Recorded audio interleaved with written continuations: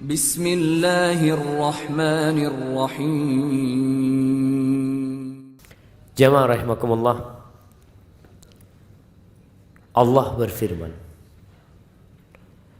di surah Al-Muddathir ayat 38, kullu nafsin bima kasabat rahina. Setiap jiwa itu tergadaikan dengan amalan dia sendiri. Di surat Al-Isra ayat 15 Allah mengatakan manihtada fa innama yahtadi li nafsihi wa man dhalla fa innama yadhillu 'alaiha wa la taziru waziratun wizra ukhra wa ma kunna mu'adzibina hatta nab'atha rasula. Kata Allah, barang siapa yang mendapatkan petunjuk, petunjuk itu manfaatnya untuk diri dia sendiri. Antum datang ke tempat ini, meninggalkan rumahnya, meninggalkan waktu istirahatnya, duduk di tempat ini. Itu manfaatnya bukan untuk orang lain. Dan manfaatnya bukan untuk Allah, tapi untuk antum sendiri. Antum ngaji, antum dapat manfaat. Dan ada orang yang mendapatkan berkah dari kesolehan hamba. Iya. Ada anak yang dijaga sama Allah karena kesolehan orang tuanya. Sampai sebagian ulama itu mengatakan kepada anaknya, la azidanna fi salati hatta uhfadha fika.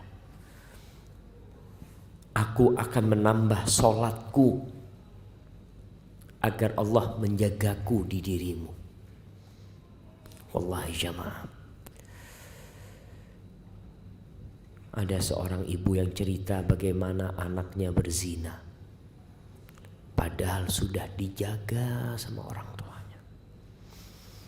Wa man dhalla fa innama yadhillu 'alaiha. Yang tersesat, kesesatan itu dampak buruknya akan menimpa dirimu sendiri. Kita ini bertanggung jawab atas diri kita, bukan orang lain. Dan gak mungkin pelaku dosa membebankan dosanya kepada orang lain. Antum yang mencuri, antum yang minum khamr, masa orang lain yang dapat azab dan siksanya? Sejatinya tidak. Akan tetapi kita bisa diazab gara-gara dosa orang lain disebabkan kita tidak mengingkari kemungkaran itu.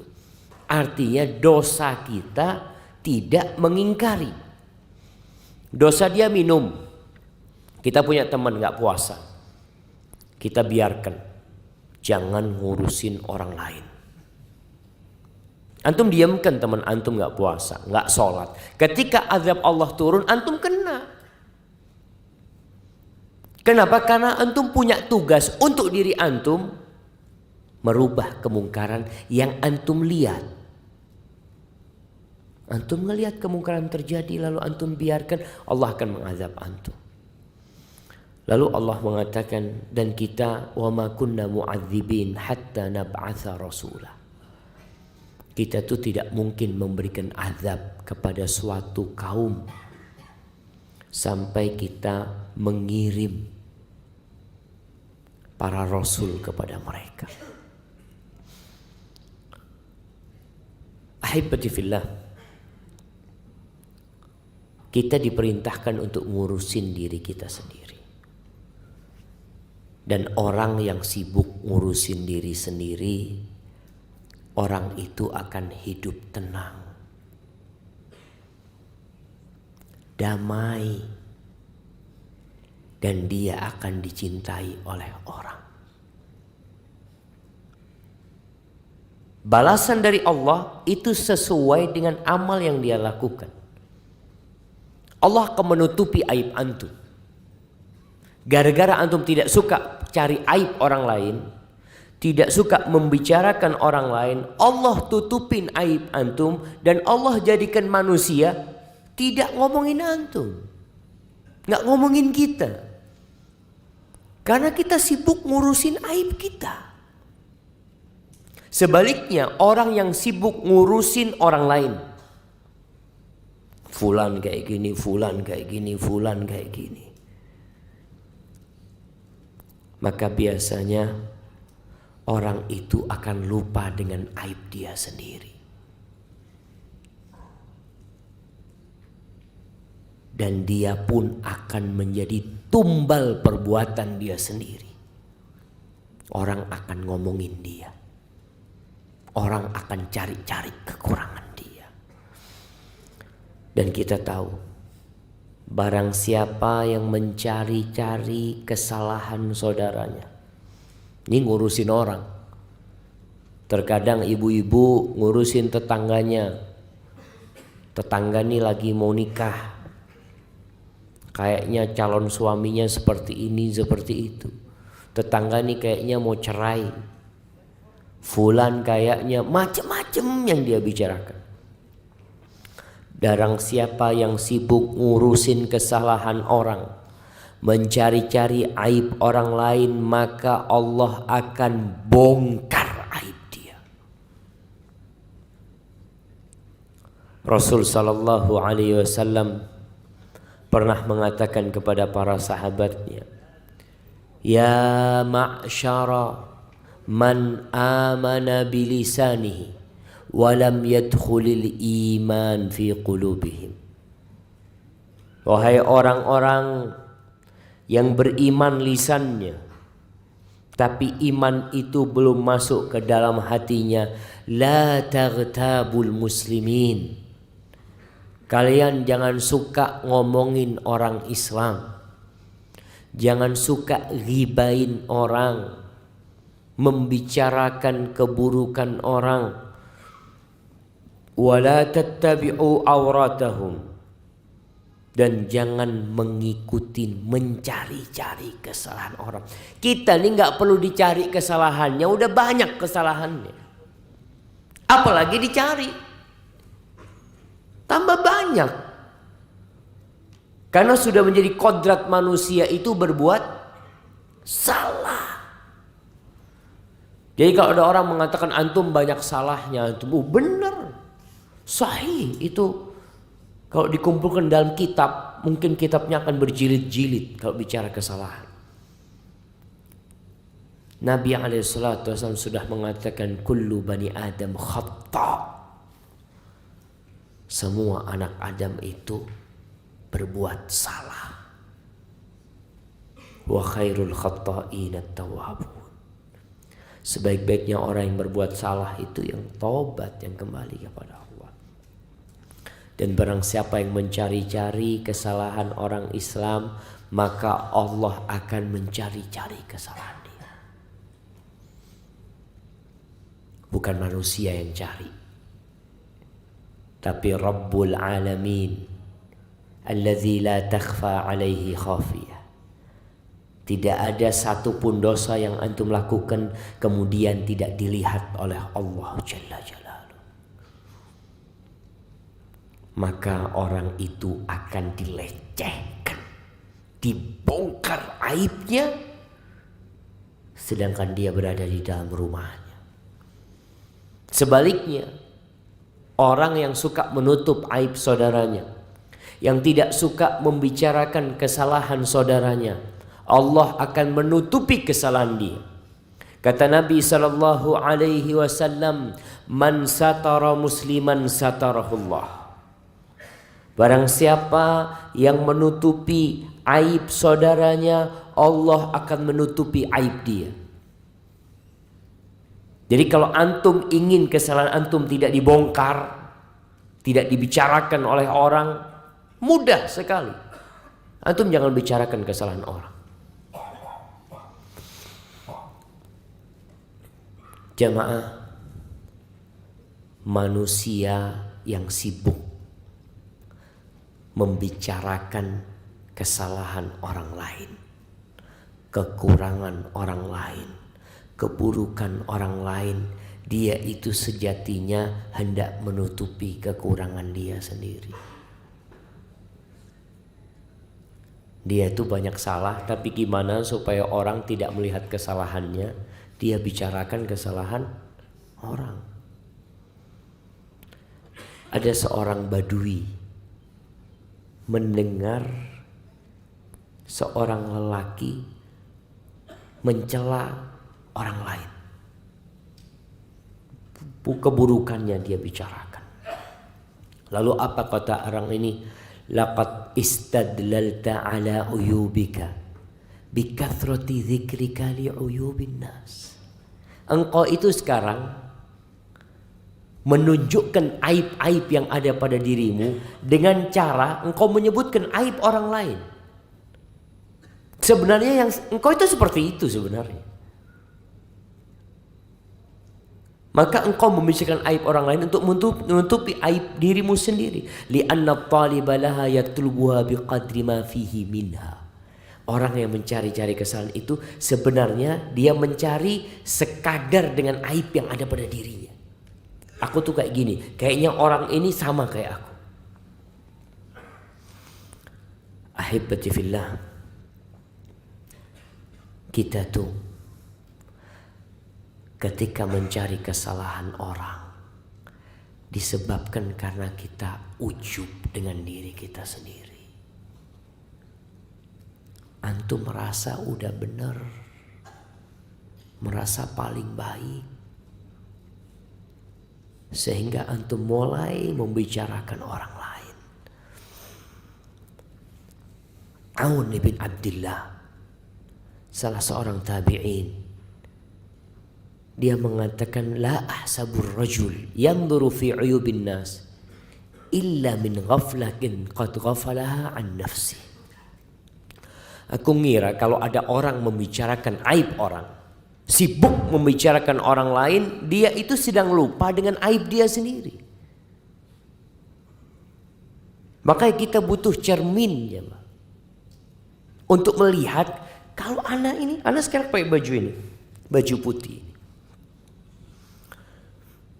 Kadangkala anak melihat ada orang pakai baju putih juga, anak ngomong, baju antum ada kopinya di sini. Ana melihat, padahal di belakang punggung Ana semuanya bekas kopi. Cuma Ana tidak melihatnya. Orang lain yang melihat. Ustadz, antum ngomongin orang ada kopinya di sini, punggung antum semuanya kopi. Ustadz. Astagfirullahaladzim. Kita kadang-kadang lupa. Muhammad bin Sirin, seorang tabi'in rahimahullahu ta'ala, mengatakan kunna nuhaddath anna aktsaran nas khataya afraghuhum li dzikri khatayan nas. Dulu kita dikasih tahu orang yang paling banyak salahnya adalah orang yang paling sering membicarakan kesalahan orang. Itu orang paling banyak salahnya, sehingga dia berusaha ngomongin kesalahan orang. Malik bin Dinar rahimahullahu ta'ala mengatakan kafa bil mar'i ithman alla yakuna salihan. Cukup sebagai dosa orang itu tidak jadi orang soleh. Antum tuh cukup menjadi pelaku dosa ketika antum tidak jadi orang soleh. Thumma yajlis fil majalis wa yaqa fi 'irdis salihin. Lalu antum duduk sama orang mulai membicarakan kesalahan orang-orang soleh. Kenapa? Ya, karena dia nggak soleh.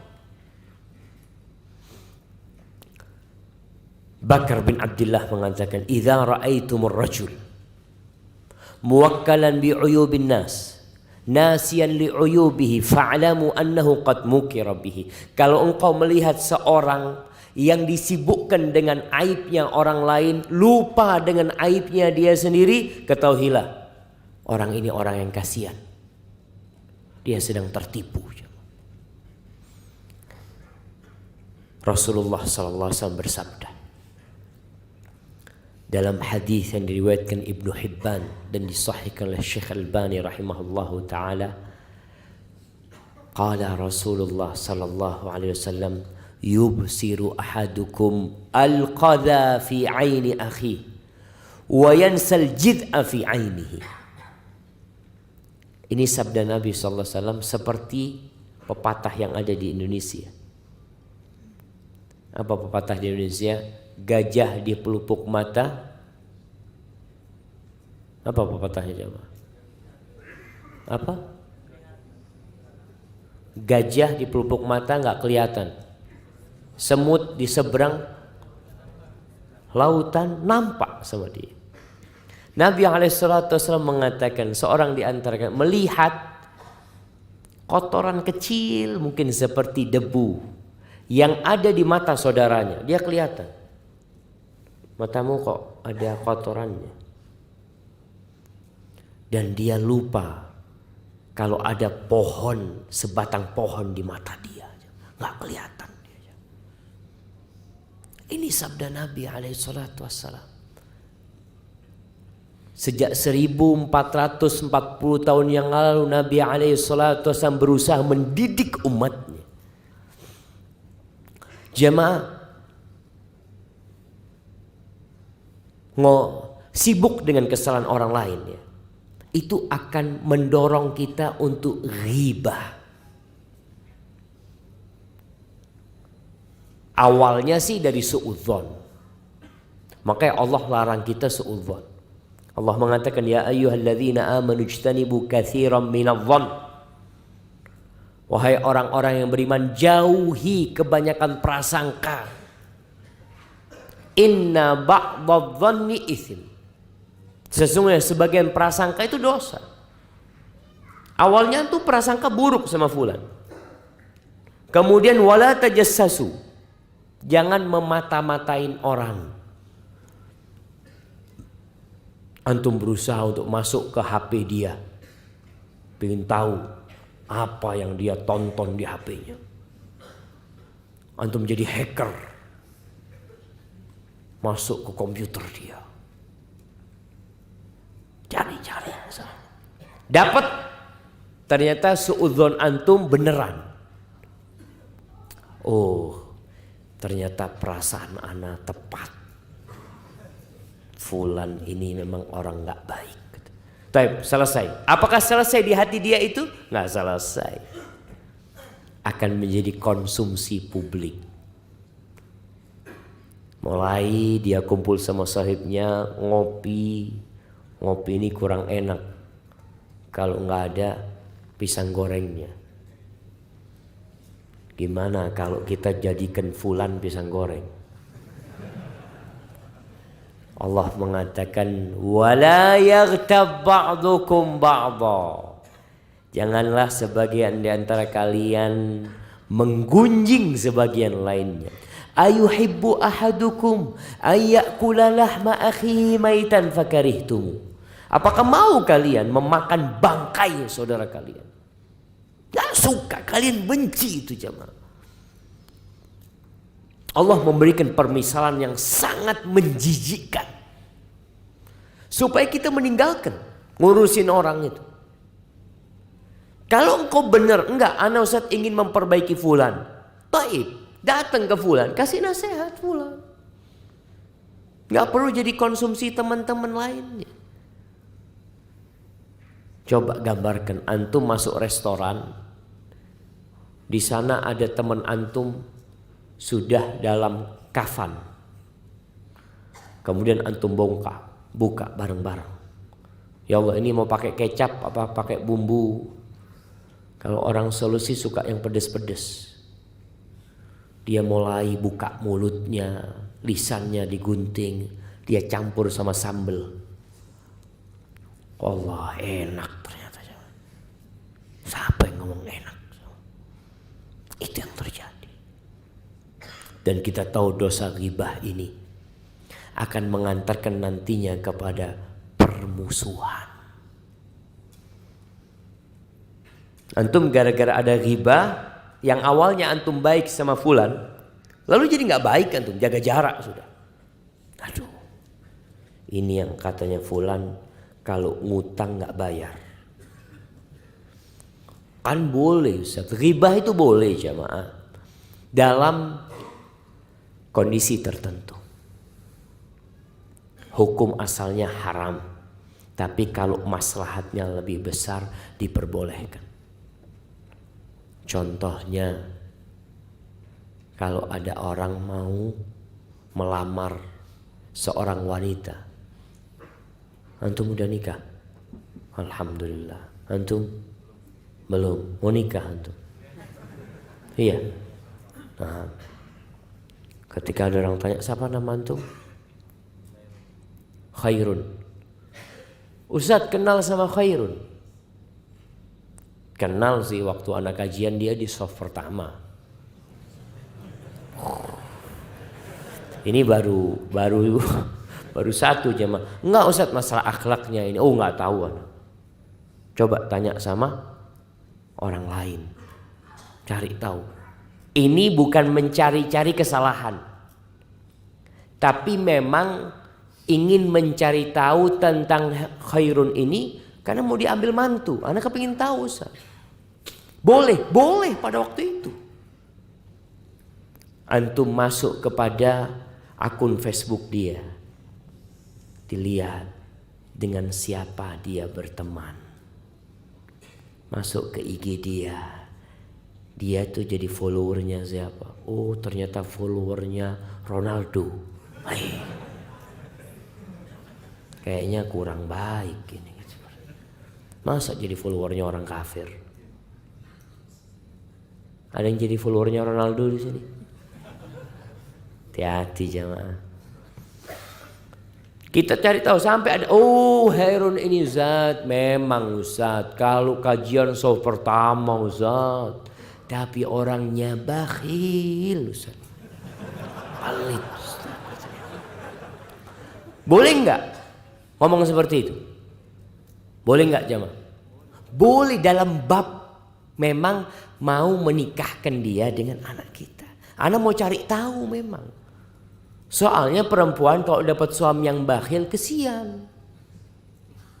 Betul jamaah. Perempuan itu kalau kasih dua pilihan, dapat pemuda tampan, gagah, tapi pelit, sama dapat satu, ya orang sudah agak tua, tapi royal sama duit jamaah.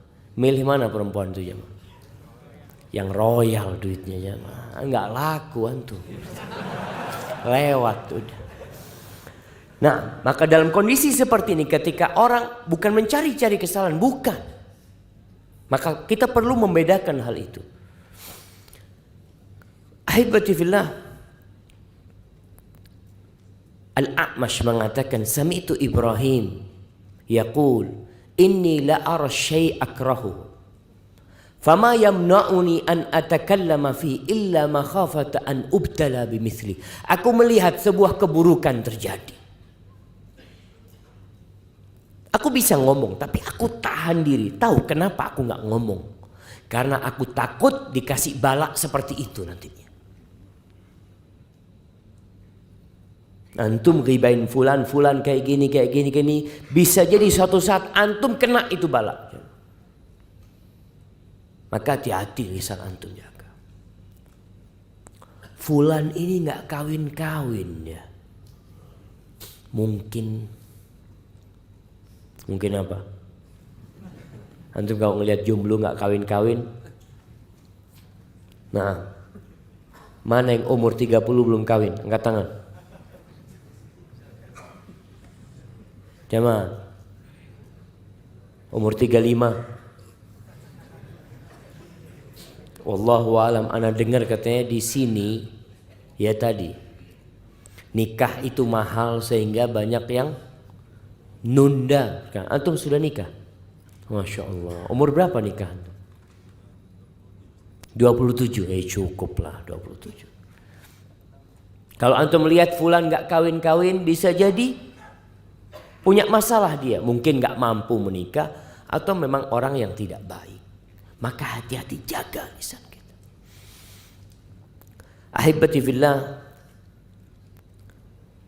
orang yang suka membicarakan aib orang lain, mencari-cari kesalahan orang lain. Yang pertama, Allah akan mencari-cari kesalahan dia. Kalau dicari-cari kesalahannya sama Allah, maka akan terbongkar semua yang dia tutupi. Dan sebaliknya, orang yang menutupin kesalahan orang lain, maka Allah akan menutupi kesalahan yang ada pada diri dia. Kemudian kita tahu pada hari kiamat nanti akan ada persidangan. Dan ada orang-orang yang bangkrut gara-gara punya kesalahan sama orang lain, ngurusin orang lain. Pada suatu hari Rasul sallallahu alaihi wasallam mengatakan, siapa orang yang muflis di antara kalian? Orang yang bangkrut itu siapa? Kata para sahabat, al-muflisu fina man la dirham lahu wala mata'. Orang yang bangkrut di antara kita adalah orang yang tidak punya uang cash dan enggak punya aset. Itu bangkrut. Lalu beliau mengatakan, walakinnal muflisa min ummati. Tapi orang yang bangkrut dari kalangan umatku, man ya'ti yawmal qiyamah bi salatin wa siyamin wa zakatin. Orang yang datang pada hari kiamat membawa banyak pahala kebaikan. Orang ini orang baik, salat 5 waktu, menunaikan zakat, berpuasa di bulan Ramadan, tapi dia datang pada hari kiamat dalam kondisi sudah melakukan kesalahan kepada orang lain. Ya'ti waqad syatama hadza.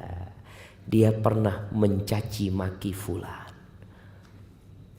Kadangkala antum itu mencaci maki orang yang antum gak kenal. Dengan adanya medsos sekarang, itu fulan mungkin dia mengupload sebuah nasihat, lalu antum komentari dengan komentar yang pedas. Ada yang mengatakan iblis. Sampai ada satu orang pernah datang kepada anak, Ustadz, ana minta maaf Ustadz, ana dulu suka mencaci maki Ustadz. Nah, dia cerita, ana selalu aduh ini Wahabi, gembongnya Yahudi atau apa. Ada orang-orang seperti itu jemaah. Nggak kenal dia jemaah, tapi ngurusin orang. Apa urusan antum? Nanti pada hari kiamat akan diambil pahala-pahala antum. Amal kebajikan yang telah antum lakukan dengan ikhlas. Kalau nggak ikhlas nggak ada pahalanya. Artinya yang diambil itu amalan yang memang diterima sama Allah. Karena dia pernah mencaci maki fulan, pernah menuduh fulan, pernah ngambil hartanya fulan. Wa qad daraba hadza, pernah memukul fulan. Bahkan mungkin mengucurkan darahnya fulan. Fayu'khadhu min hasanatihi, maka akan diambil dari kesalahan-kesalahan, afwan, dari kebaikan-kebaikan orang ini, diberikan kepada orang-orang yang pernah dia sakitin. Gimana kalau yang disakiti sama dia, yang pernah diribain sama dia, yang pernah dibully sama dia, itu orang banyak. Sampai seorang masyayikh menceritakan, kalau antum mengatakan, oh orang-orang Sulawesi itu memang umpamanya bakhil, antum itu punya dosa sama orang Sulawesi semuanya. Gimana minta maafnya antum? Gimana antum minta maafnya? Apa lewat koran? Koran terbanyak di Sulawesi, ana mohon maaf ya, ana telah menuduh seperti ini umpamanya. Kalau ada yang menuduh sebuah kabilah, ini banyak terjadi. Oh, orang Bugis itu seperti ini. Mungkin suku Bugis gak suka dengan suku Makassar sama suku Mandar. Kadang-kala terjadi omongan-omongan tidak nyaman. Antum ada apa ngurusin orang? Kenapa? Karena dia merasa ujub tadi, merasa sudah suci, bersih dari dosa. Kalau ternyata nanti orang-orang yang pernah dia sakitin itu semua telah selesai, sampai pahala antum habis, datang orang lain, ya Allah fulan, ya Allah pernah menulis di akunku, memberikan komentar kalau aku pendusta katanya, aku pembohong katanya. Pahalanya sudah habis. Lalu apa yang terjadi? Apa yang terjadi jemaah? Dosanya orang ini dilimpahkan kepada dia. Tsumma udkhila finnar, kemudian dimasukkan ke dalam api neraka. Ahibati fillah, kita jangan ngurusin orang. Urusin diri antum. Allah Jalla Jalaluh mengatakan, ya ayyuhalladzina amanu taqullah wal tanzur nafsum ma qaddamat lighad wattaqullah innallaha khabirum bima ta'malun wa la takunu kalladzina nasullah fa ansahum anfusahum ulaika humul fasiqun. Kata Allah Jalla Jalaluh, wahai orang-orang yang beriman, bertakwalah kalian kepada Allah. Hendaklah setiap jiwa, setiap orang, bukan orang lain, antum, anak, antum semua, setiap jiwa melihat apa yang sudah antum persiapkan untuk hari esok. Antum lihat sekarang, antum bisa ngecek zikir antum berapa, nggak usah ngelihat orang lain. Oh fulan ini kayaknya ya nggak pernah sholat sunnah, urusannya. Kenapa antum bicara seperti itu? Antum tanya, antum sholat sunnahnya bagaimana? Sholat wajibnya antum gimana? Apakah sudah baik apa belum? Umar bin Khattab, Ibnu Katsir menyebutkan dalam tafsir ayat ini, ucapan Umar bin Khattab radhiyallahu taala anhu, hasibu anfusakum qabla an tuhasabu. Kalian hisaplah diri kalian sendiri. Nggak usah menghisap orang lain antum. Fulan nih kayaknya masuk neraka kayaknya fulan.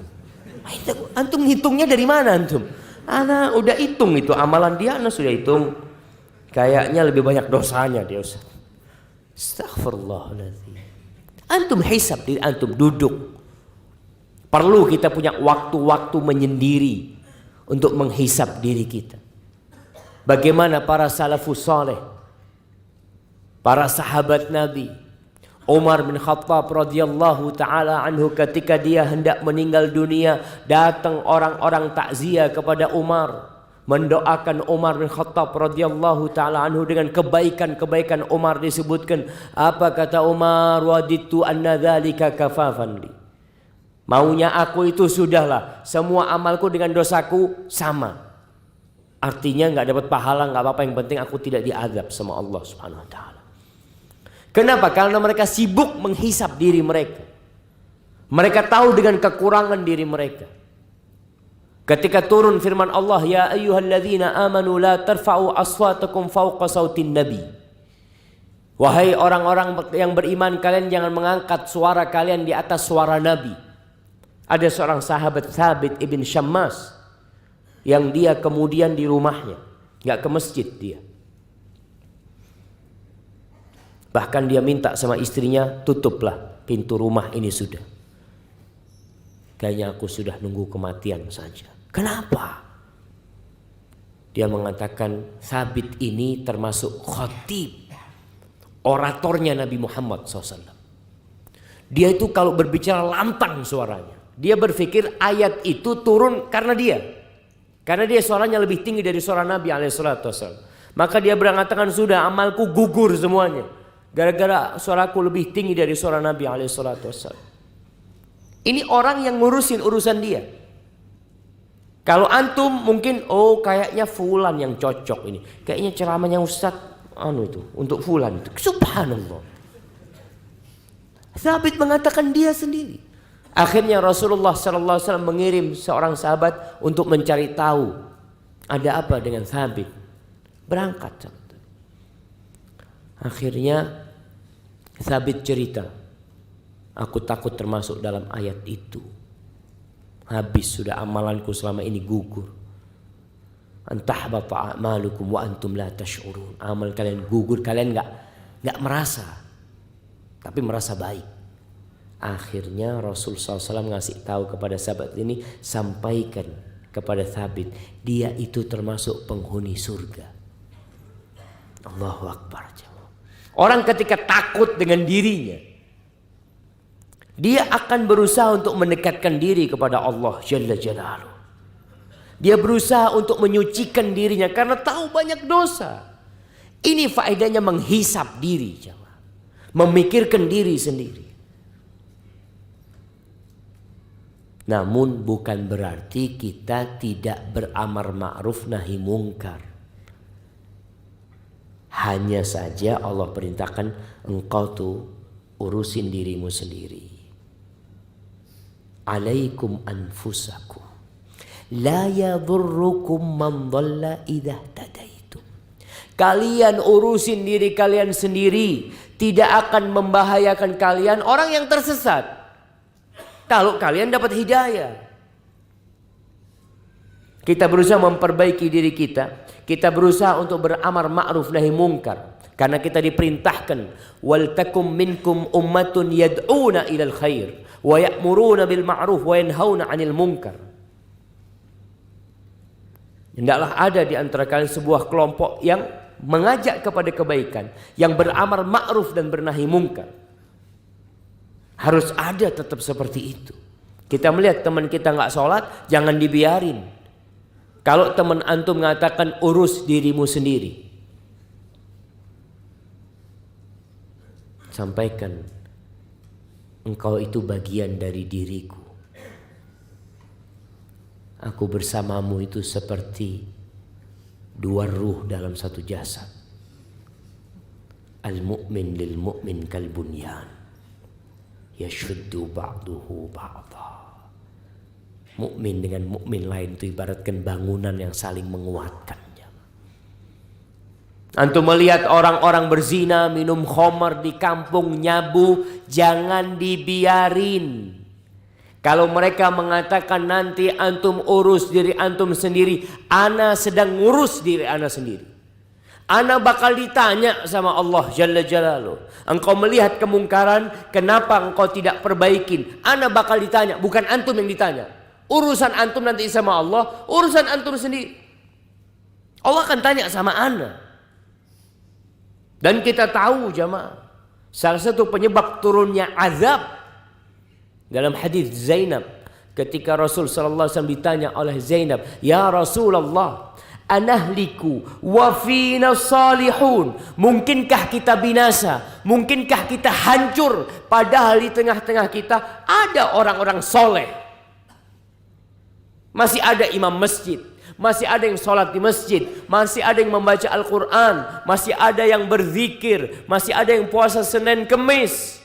Mungkinkah kita hancur, binasa? Mungkin tidak. Apa kata Nabi sallallahu alaihi wasallam? Na'am. Idza kathurul khabath. Iya. Mungkin saja. Apabila banyak kekejian yang merajalela di masyarakat. Orang soleh ada tapi kemungkaran merajalela. Allah mengatakan wattaqu fitnatan la tusibanna alladhina zalamu minkum khassah wa'lamu annallaha syadidul iqab. Takutlah kalian kepada fitnah, kepada azab, kepada kekacauan yang tidak menimpa pelaku dosa saja, yang tidak menimpa orang-orang yang zalim saja. Khusus, ini azab khusus buat orang-orang yang zalim. Pertanyaannya, kalau terjadi gempa, apakah hanya untuk orang yang zalim? Apakah imam masjid nggak kena? Apakah masjid tidak hancur? Kita melihat apa yang terjadi di Palu. Kita melihat apa yang terjadi di Lombok. Masjid hancur. Rumah Allah hilang di telan bumi. Apa salahnya anak-anak kecil harus ditelan bumi? Orang lagi dengan kerudungnya mungkin mati. Allahu Akbar jemaah. Di Palu itu ada sebuah sekolahan tahfidz, pondok tahfidz Quran untuk perempuan. Anda kalau dengar ceritanya itu, ketika terjadi gempa, ada beberapa anak di dalam sana, perempuan anak-anak masih. Mereka malam hari itu, kejadiannya maghrib apa mau isya waktu itu. Mereka akhirnya terpisahkan satu sama lain, mereka lari akhirnya tertimpa. Akhirnya mereka saling mengaji. Momennya satu membaca amma yatasaalun. Nanti ada yang melanjutkan anin naba'il azim. Nanti ada suara dari jauh alladzi hum fihi mukhtalifun. Terus kita nunggu bantuan berhari-hari jemaah. Besoknya suara yang di sana sudah hilang. Suara yang di sana sudah hilang. Mati mereka jemaah. Maka kita tidak boleh membiarkan kemungkaran terjadi. Tugas kita ketika melihat kemungkaran, kata Nabi SAW, man ra'a minkum munkaran falyughayyirhu biyadihi, fa in lam yastati' fa bilisanihi, fa in lam yastati' fa biqalbihi, wa dzalika ad'aful iman. Yang tidak bisa merubah kemungkaran dengan tangannya, maka dengan lisannya. Sampaikan, mas, waktunya sholat. Ayo sholat. Kita lihat di bulan Ramadan bentar lagi, banyak orang-orang yang puasa tapi nggak sholat. Antum pernah melihat acara buka bersama? Buka bersama. Ana pikir buka bersama itu buat orang-orang soleh jemaah. Di restoran jemaah. Sudah azan terus makan ya. Sampai isya masih makan mereka. Ana ngomong kapan sholatnya mereka? Mungkin ana suudzon aja jemaah. Bisa jadi mereka sholat dalam mengantarkan makanan-makanan itu. Mungkin mereka sholat di sana. Wallahu a'lam. Rubah kemungkaran. Kita menjaga negeri ini jemaah. Negeri ini kita jaga. Kita punya teman melakukan riba. Utang riba, kita kasih tahu, sayang kamu kalau pakai riba. Kenapa? Saya bisa bayar kok. Bukan masalah bayar gak bayar. Antum itu terlaknat. Gimana terlaknat? Tiap hari antum berdoa, Rabbighfirli warhamni, Rabbighfirli warhamni. Minta rahmat Allah. Ya Hayyu ya Qayyum birahmatika astaghits. Sedangkan Allah telah melaknat orang yang makan riba. Maka kita perlu kasih tahu saudara-saudara kita. Jangan dibiarin. Kecuali kita udah kasih tahu dia ngomong, udah antum gak usah ngurusin anak. Iya. Anak akan terus menyampaikan. Setelah itu tugas ana selesai. Yang tidak bisa mengingkari dengan lisannya, ingkari dengan hatinya. Antum lagi ngobrol, nih ngomongin orang. Antum gak enak mau ngomong. Banyakan kita kan, antum gak enak Ustaz. Di grup, kadangkala sekarang ngomong gak harus kumpul. Kadangkala di grup. Mulai ngomong fulan kayak gini kayak gitu. Antum melihat itu. Apa tugas antum? Ana tidak bisa mengingkari dengan lisan Ustaz. Ana mengingkari dengan hati. Bagus. Tapi konsekuensinya antum harus keluar dari sana. Konsekuensi orang yang mengingkari dengan hatinya harus meninggalkan tempat kemaksiatan itu. Rasulullah SAW berlepas diri. Ana bari, kata Nabi SAW, aku berlepas diri dari seorang muslim yang duduk di meja makan yang di situ ada khamr. Antum mengatakan, ana nggak minum khamr Ustaz. Ana alhamdulillah, ana minta minuman soda. Alhamdulillah, ana bisa menjaga diri Ustaz. Teman-teman ana pada mabuk semua. Na'udzubillah. Antum ada di tempat itu. Makanya kata para ulama, kalau ada orang melihat kemungkaran, kemudian dia mendiamkannya, apa namanya? Syaitonun akhros. Setan tapi bisu, nggak bisa ngomong. Maka itu konsekuensi kita. Dan apabila amar ma'ruf ditinggalkan, nahi mungkar diabaikan, kita hanya tinggal tunggu kapan negeri kita ini akan hancur. Yang di rumahnya tolong urusin keluarganya. Antum punya istri, antum punya kakak, punya adik, urusin. Jangan ngurusin rumah tetangga antum dulu. Perbaikin diri antum.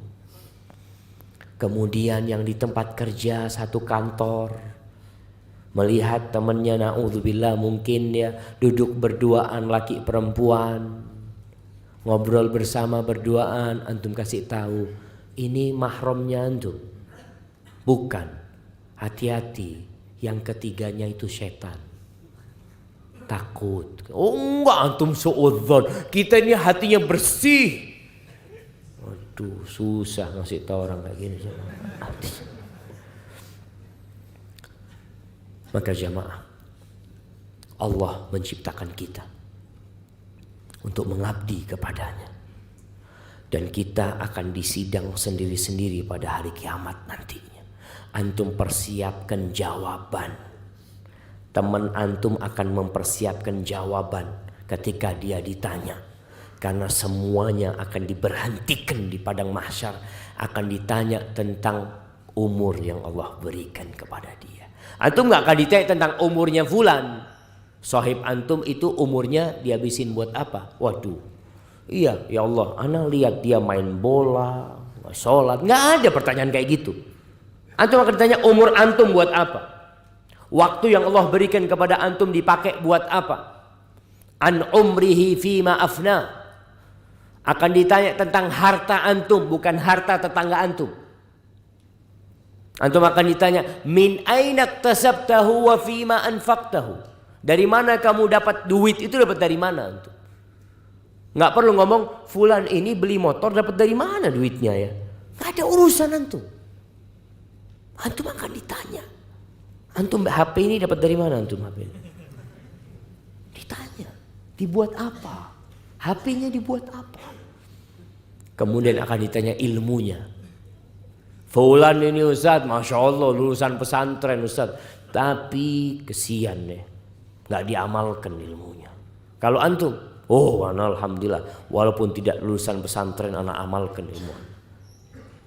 Antum akan ditanya ilmu yang antum dapat diamalkan apa tidak. Fulan nanti akan ditanya.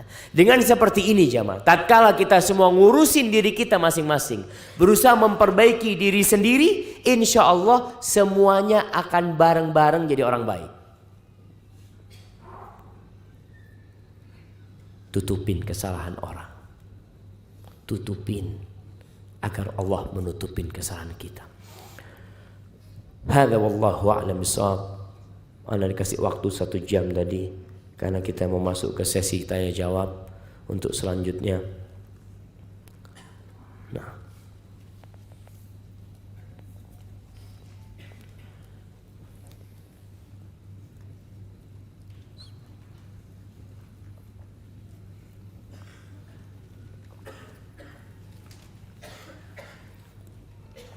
Afan Ustaz, ana punya teman pengurus masjid, tapi masih suka nonton film barat.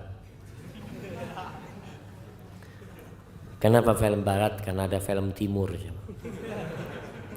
Beliau adalah teman kamar saya Ustaz. Apakah saya harus keluar tinggalkan ia jika dia sedang nonton film barat? Ya antum kasih nasihat dia. Karena termasuk kesempurnaan agama seorang muslim tarkuhu ma la ya'ni. Meninggalkan perkara-perkara yang tidak berguna. Apalagi dia ini pengurus masjid. Apa sih yang didapat dalam film baratnya? Yang jelas di situ antum akan melihat aurat. Melihat wanita-wanita yang tidak menutup auratnya. Dan tidak akan diajarkan bagaimana sholat. Karena memang mereka tidak sholat. Maka tugas antum memberikan nasihat. Kalau dia sedang nonton, antum keluar. Iya. Itu solusinya. Dan seharusnya orang yang berada di rumah Allah itu orang yang paling dekat sama Allah. Tapi di masa sekarang ini, Allah jamaah, ana benar-benar shock mendapatkan sebuah pertanyaan. Ada sebuah aplikasi namanya Halo Ustadz. Itu seorang bertanya, Ustadz, ana mau tanya Ustadz, ada tetangga kami, dia itu pegawai di KUA. Ustadz suka menikahkan orang, jadi imam di masjid. Ternyata dia itu sudah lama murtad Ustadz. Ketika mati itu dibakar jasadnya. Dibakar jasadnya. Ikut agama yang kalau mati dibakar.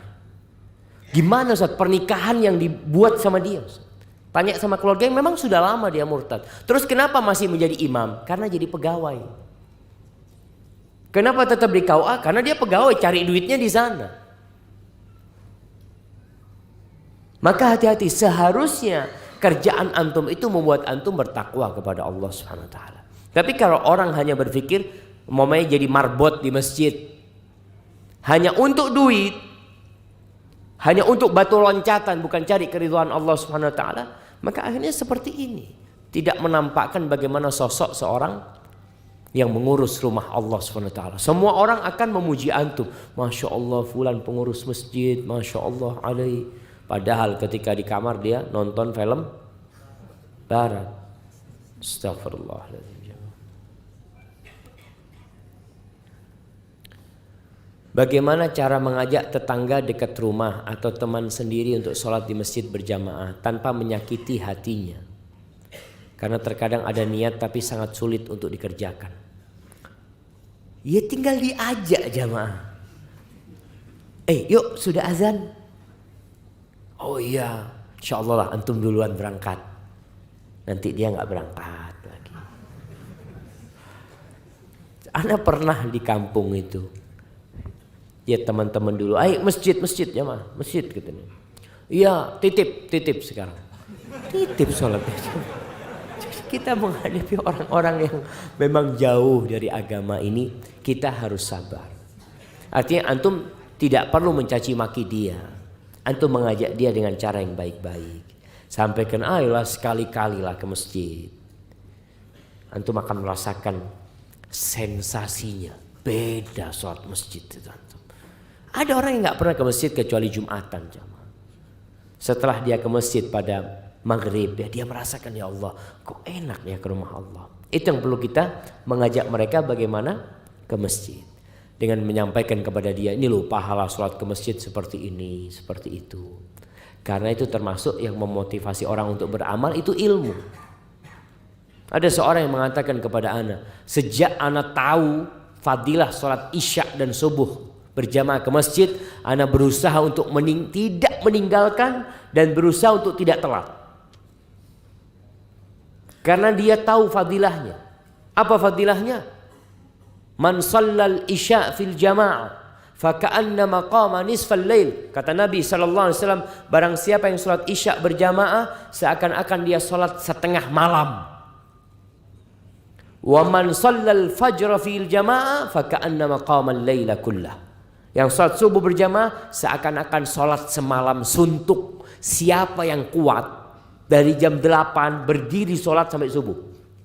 Dia mengatakan gak kuat. Makanya ana paling tidak 2 sholat ini ana jaga, ana dapat pahala sholat tahajud semalam suntuk. Ilmu yang membuat orang itu jadi berubah. Maka tugas antum bagaimana sekarang ilmu ini bisa sampai kepada, bisa lewat buku. Ini ada buku bagus ini tentang fadilah sholat berjamaah.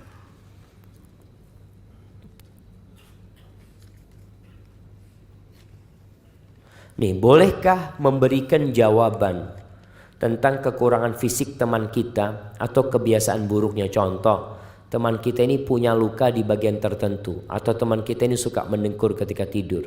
Ketika ada akhwat yang bertanya tentang dia untuk mencari informasi sebelum melangkah ke hubungan yang lebih serius, boleh jemaah. Momanya gimana? Ya, dia kalau tidur biasanya seperti kereta api.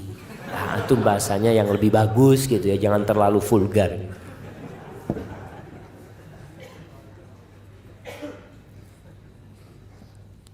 Karena mendengkur ini termasuk aib jemaah. Pernah ada suami istri bercerai gara-gara mendengkur. Antum ketawa-ketawa. Istri antum yang suaminya mendengkur itu sebenarnya udah bosan gitu, ya Allah ya. Allahu Akbar jemaah. Ada seorang wanita menikah dengan seorang laki-laki. Subhanallah, perempuan ini sensitif, nggak bisa tidur kalau ada suara. Suaminya subhanallah tidur langsung bunyi ya bang. Itu istrinya nggak kuat, maka suaminya digoyangin ya. Kalau dibangunin kan akhirnya nggak mendengkur dia. Istrinya baru mau tidur bunyi lagi suami. 2 pekan karena sering dibangunin sama istrinya, apa kata suaminya? Sudah, aku ceraikan kamu. Iya jemaah. Memang dua-duanya salah. Dua-duanya salah. Yang pertama, ini kan masalah bisa dibicarakan di awal. Atau si istri berusaha untuk bersabar. Karena semua itu butuh pembiasaan. Ada orang yang biasa tidur dengar suara AC. Di musim dingin pun AC-nya tetap dia hidupkan. Bukan karena ingin hawa dingin, tapi karena ingin suara. Bahkan ada teman itu tidur di padang pasir, dia lagi camping, nggak bisa dia tidur di tenda itu jemaah. Akhirnya dia setel radio, tapi yang nggak ada suaranya, yang nggak ada channelnya jemaah. Itu dia tidur, bisa tidur gitu loh jemaah. Istri ini pun kalau dia terbiasa mendengar dengkuran suaminya, insya Allah dia itu rindu sama dengkurannya. Mungkin kalau suaminya lagi kerja keluar kota, dia bingung, kok gak ada suara di rumahnya. Dia setel radio akhirnya untuk mengenang. Itu hanya butuh pembiasaan. Tapi itu termasuk aib ya. Termasuk aib yang memang tadi menyebabkan pernikahan itu jadi masalah. Ya kita sampaikan, fulan ini ya kalau tidur mendengkur. Terus kalau ada luka yang memang membuat fisiknya itu jadi buruk. Tapi kalau luka-luka biasa nggak perlu. Ada luka di jarinya, ya nggak perlu lah seperti itu. Jadi apa saja aib yang bisa membuat pernikahan itu jadi bubar, itu perlu diceritakan. Tapi kalau enggak masalah. Oh dia botak sedikit, ya kelihatan anak kalau botak lah. Umpamanya seperti itu.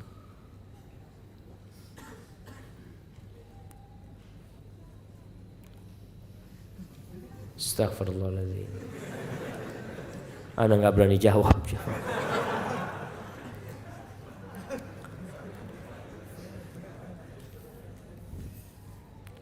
Pak Ustadz, saya suka ceritain pimpinan kami secara berjamaah sama semua teman-teman di kantor karena integritasnya tidak baik. Bagaimana Pak Ustadz? Mohon sarannya. Apa gunanya menceritakan? Kalau memang ingin memperbaiki berarti musyawarah. Yuk, apa yang harus kita lakukan? Umpamanya kita menulis surat untuk memberikan nasihat gitu ya. Atau apa yang perlu kita lakukan? Tapi kalau sekedar ngomong-ngomong saja, akhirnya jadi riba. Tapi kalau omongan antum itu untuk diambil langkah selanjutnya, kayaknya ini nggak bisa dilanjutkan. Kalau seperti ini perusahaan kita bisa tutup nantinya. Maka antum mungkin ngobrol, datang utusan Nggak usah pakai demo. Kan kadang-kala orang kalau ada masalah sama atasannya mogok kerja, nggak perlu untuk mogok kerja. Antum datang jumpain atasan, maaf Pak, kami utusan dari teman-teman ingin berbicara. Sampaikan. Tapi nggak perlu akhirnya jadi bahan omongan terus menerus. Setiap kumpul ngomongin atasannya kayak gini. Itu tidak baik, bahkan yang ada antum transfer pahala kepada atasan antum. Barakallahu fikum.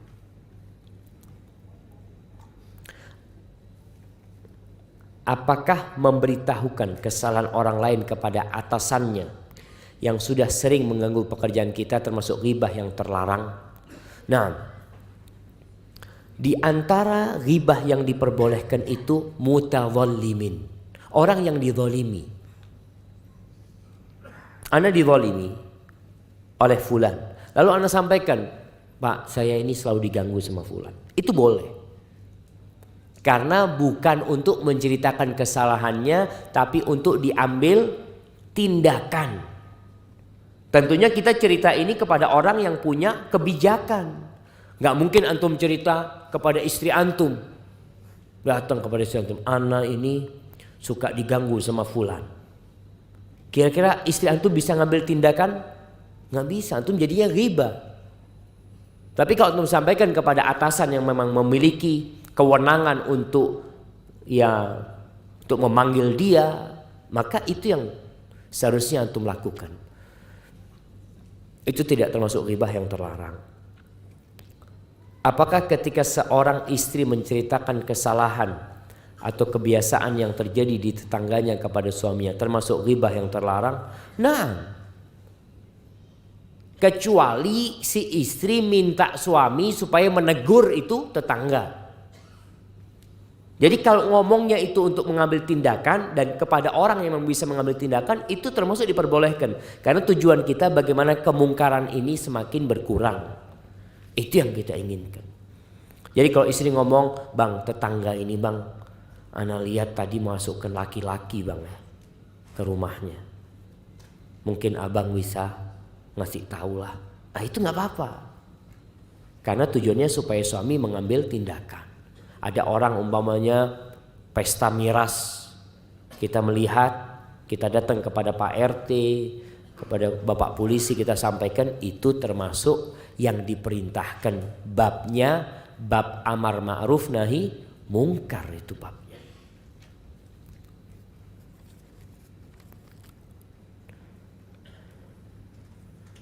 Saya sedang proses berhijrah dan mulai berkumpul dengan wanita-wanita yang solehah insya Allah. Tapi dalam prosesnya banyak saya melihat wanita-wanita yang bercadar maupun yang tidak, tapi tetap syar'i pakaiannya, masih suka eksis di medsos. Ketawa-ketawa. Dengar? Atau foto-foto yang membuat saya berpikir, kenapa bisa begitu? Apakah saya termasuk ngurusin orang lain? Lalu bagaimana supaya hijrah saya tetap istiqomah? Buat teman-teman yang hijrah itu bermula biasanya dari semangat. Alhamdulillah, semangat ini harus ditopang dengan ilmu. Karena semangat saja tanpa ilmu akhirnya tersesat.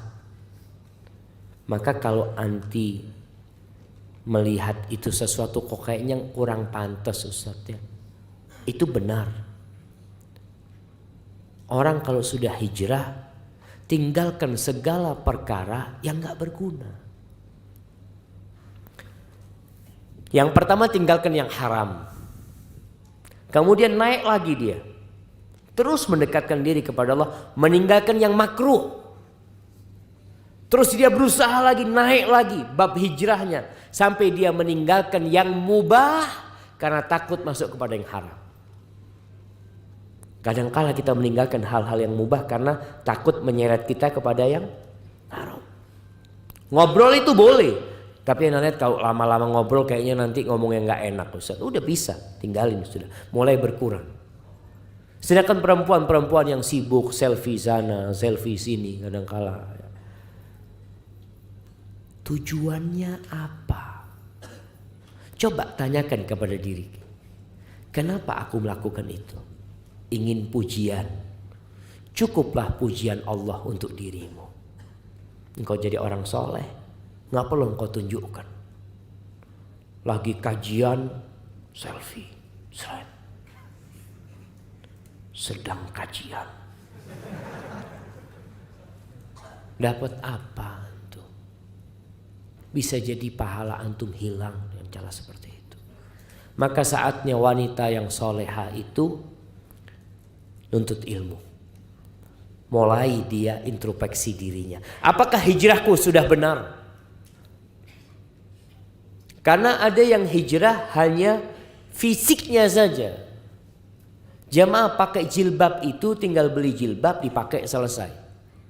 Pakai cadar itu tinggal beli cadar dipakai selesai.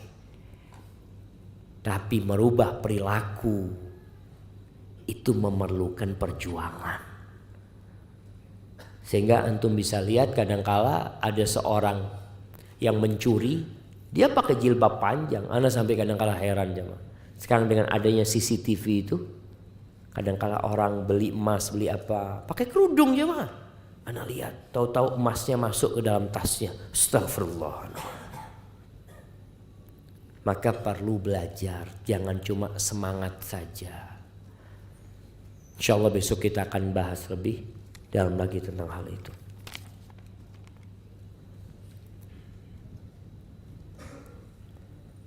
Jika ana melarang teman ana untuk mengambil ilmu dari Ustadz Fulan, karena si Ustadz Fulan tersebut menyimpang, ana menjelaskan penyimpangan Ustadz tersebut kepada teman ana, apakah termasuk ghibah?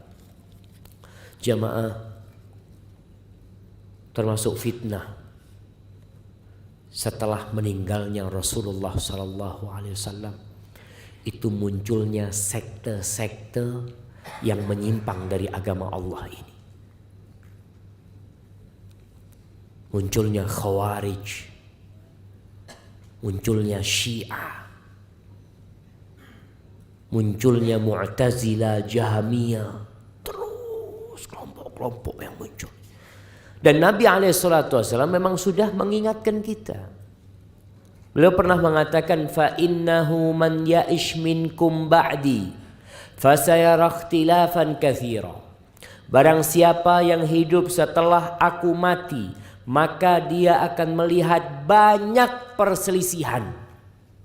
Banyak. Itu sudah terjadi mulai meninggalnya Nabi SAW. Muncul itu bagaimana terbunuhnya Utsman bin Affan radhiyallahu taala. Siapa yang bunuh Utsman? Orang kafir? Siapa yang bunuh Ali bin Abi Thalib? Orang kafir? Bukan. Orang-orang muslim. Tapi karena mereka menyimpang dari akidah yang benar. Terus apa tugas kita? Nabi mengatakan fa'alaikum bisunnati. Maka hendaklah kalian mengikuti sunnahku. Ketika banyak orang, oh pendapat ini boleh, pendapat itu boleh, fa'alaikum bisunnati. Hendaklah kalian pegang sunnahku. Dan sunnah khalifah-khalifah setelah aku. Tamassaku biha. Kalian pegang. Gak cukup. Wa'addu 'alaiha bin nawajid. Gigit dengan gigi geraham kalian. Wa iyyakum wa muhdatsatil umur. Dan hati-hati kalian dengan muhdatsatil perkara-perkara yang baru dalam urusan agama. Fa inna kulla muhdatsatin bid'ah wa kulla bid'atin dhalalah. Jadi ketika kita ngasih tahu teman kita, hati-hati sama Ustadz Fulan. Wallahi jamaah sekarang ini Allahu Akbar ya. Ada ustadz-ustadz yang muncul di televisi yang mengatakan semua agama sama. Bisa jadi nanti di surga itu kita ketemu sama orang fulan. Loh, kok masuk surga kamu? Sampai seperti itu ya. Ada yang mengatakan jilbab itu tidak wajib. Jilbab itu adat orang Arab. Emangnya istrinya Abu Jahal pakai jilbab? Istrinya Abu Lahab pakai jilbab? Orang Arab tuh asli. Nggak ada yang pakai jilbab. Istri Nabi SAW nggak pakai jilbab selama di kota Mekah. Karena belum turun wajibnya jilbab. Jilbab turun di Medina. Masa Mekah nggak ada jilbab. Artinya orang Arab nggak pakai jilbab. Siapa yang pakai jilbab? Orang Islam pakai jilbab. Karena perintahnya turun di Medina kepada orang-orang yang beriman. Di surat An-Nur, surat Al-Ahzab umpamanya. Maka kita memang perlu berhati. Apakah disebut ghibah? Ketika kita mengatakan hati-hati sama Ustadz Fulan, ada pemikiran dia yang menyimpang seperti ini seperti itu. Itu tidak termasuk ghibah yang terlarang. Karena tadi ada maslahat yang memang hendak dicapai. Bagaimana cara meminta maaf jika saya pernah mendolimi binatang, anjing atau kucing? Antum minta ampun sama Allah SWT. Artinya Allah yang akan mengambilkan hak anjing dan kucing itu. Rasulullah SAW mengatakan, dakhalat imra'atun an-nara fi hirratin. Seorang wanita masuk ke dalam neraka gara-gara seekor kucing. Habasatha. Kucing ini dia kurung. La hiya at'amatha wa la tarakatha ta'kulu min khashashil ard. Kucing itu nggak dikasih makan, dikurung, kasih makan seharusnya. Nggak dikasih makan dan juga nggak dilepas supaya bisa cari makan tempat lain. Akhirnya masuk neraka. Maka kalau antum pernah melakukan itu, antum banyak istighfar, mohon ampun kepada Allah SWT, dan banyak berbuat baik kepada kucing. Antum lihat ada kucing yang pernah antum tahu, mungkin saudaranya dia. Wallahu a'lam. Insyaallah. Udah selesai pertanyaannya, gimana kira udah selesai tadi?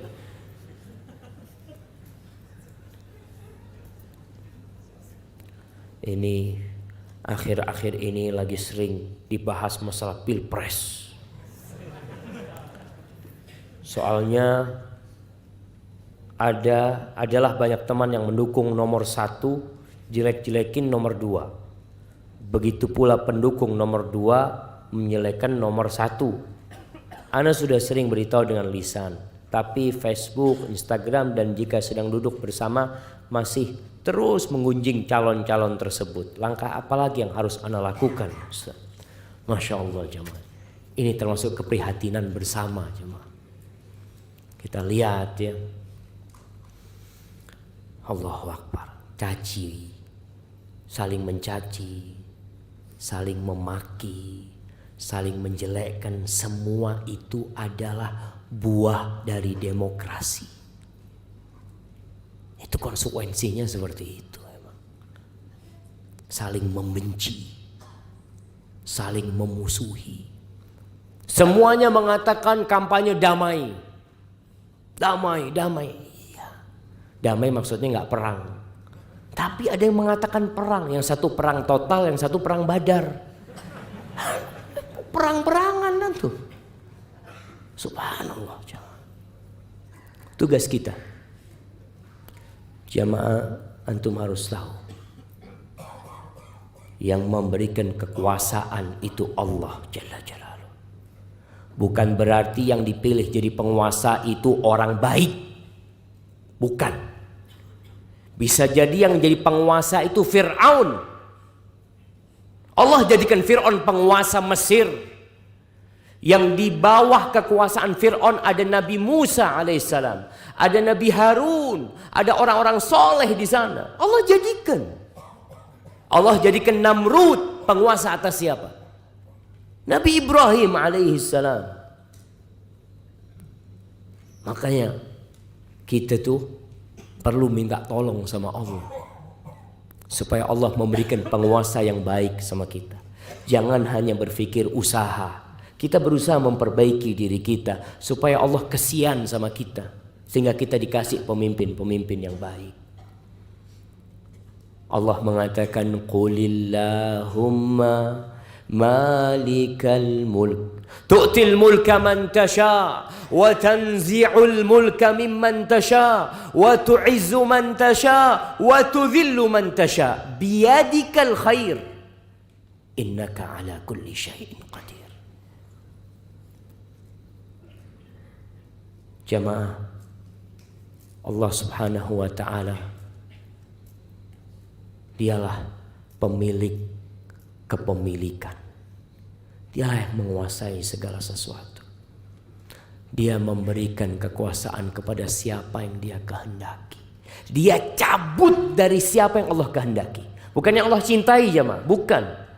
Ini bicara masyiah, bicara kehendak Allah Subhanahu wa ta'ala.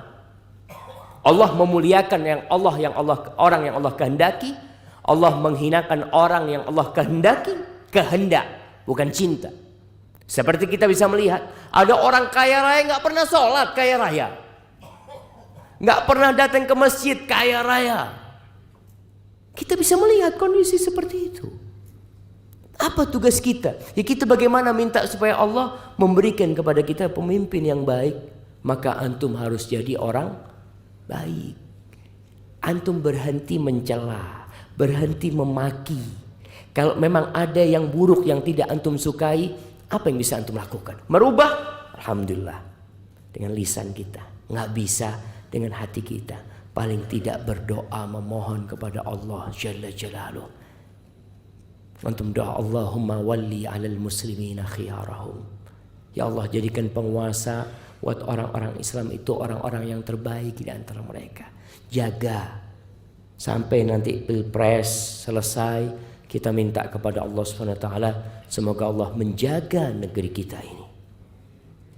Allahumma lakal hamdu kulluh wa lakas syukru kulluh wa ilaika yurja'ul amru kulluh.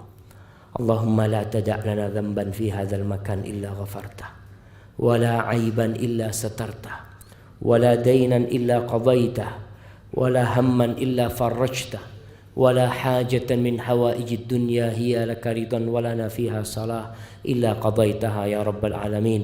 اللهم اقسم لنا من خشيتك ما تحول به بيننا وبين معاصيك ومن طاعتك ما تبلغنا به جنتك ومن اليقين ما تهون به علينا مصائب الدنيا ومتئنا بأسماعنا وأبصارنا وقواتنا ما أحييتنا واجعله الوارث منا واجعل ثأرنا على من ظلمنا وانصرنا على من عادانا ولا تجعل مصيبتنا في ديننا ولا تجعل الدنيا أكبر همنا ولا مبلغ علمنا ولا تسلط علينا من لا يرحمنا.